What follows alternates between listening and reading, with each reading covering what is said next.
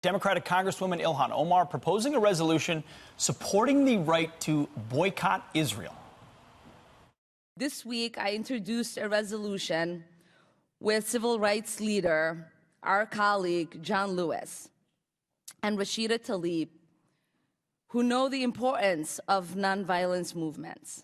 It recognizes the proud history of boycott movements in this country dating back to the Boston Tea Party. We should honor these movements and that history.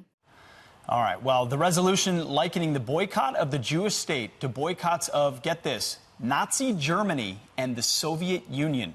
Here to weigh in is Eugene Kontorovich from Mason University and the Kohelet Policy Forum. Sorry, George Mason University, my apologies. Professor, thank you very much for being here. Good to be here, Pete. So when you see Ilhan Omar proposing what's called a BDS, which is boycott, divest, and sanction of Israel, and liken it to boycotting Nazi Germany, you say what?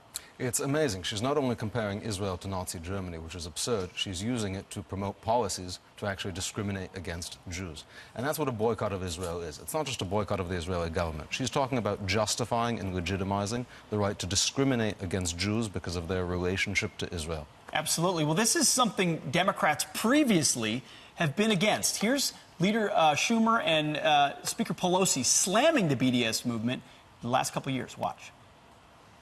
When the world treats everybody one way and the Jew or the Jewish state another way, there's only one word for it: anti-Semitism.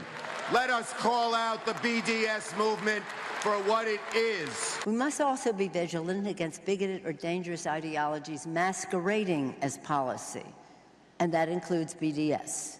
So why won't Speaker Pelosi call Ilhan Omar into her office and say, this is anti-Semitic?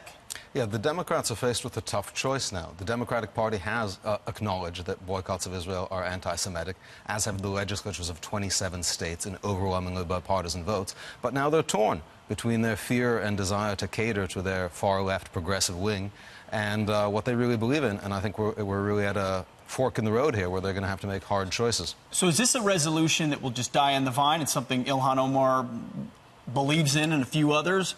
Or is this an indication that the modern Democrat Party, captured by leftists, is embracing anti-Semitism? This resolution is probably not going to get a vote, but it's still going to probably shift the direction of the party.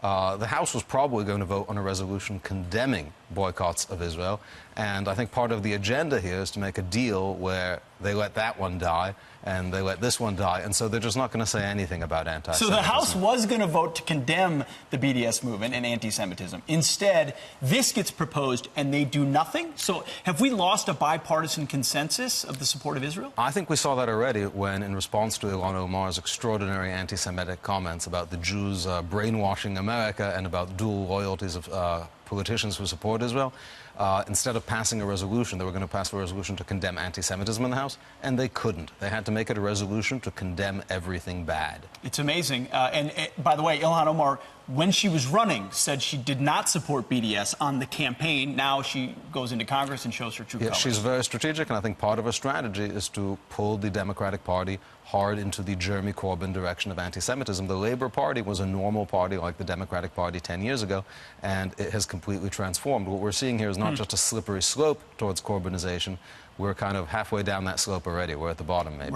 We're closer to the bottom than we'd like to admit. Professor Kontorovich, thank you very much for your time. We My appreciate pleasure. it. It's George Mason University. That's right. I will not get that wrong again. Thank you, Pete.